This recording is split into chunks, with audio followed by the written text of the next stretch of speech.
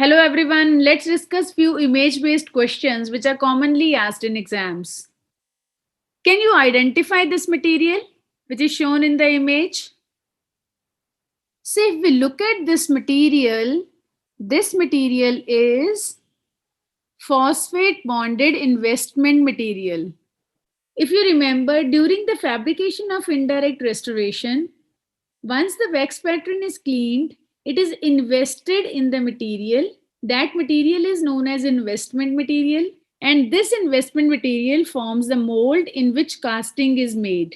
And the investment material basically consists of refractory material, binder, and additives. And depending upon the type of binder, the investment materials, they are classified as gypsum bonded, phosphate bonded, and ethyl silica bonded investment.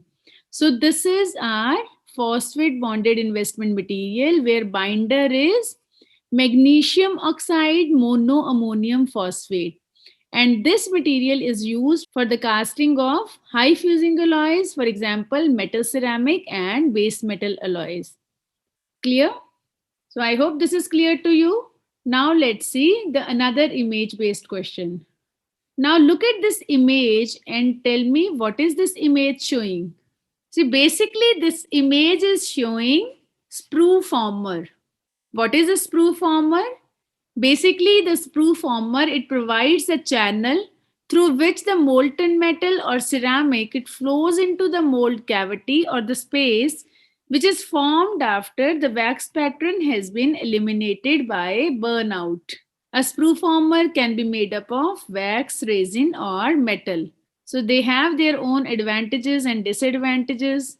The diameter of sprue former, it ranges from 8 gauge to 18 gauge needle, that is 3 mm to 1 mm. I hope this image is also clear to you. Thanks for watching. You can download our app for valuable content on Neet MDS and INICT exams. Stay connected, take care, and goodbye.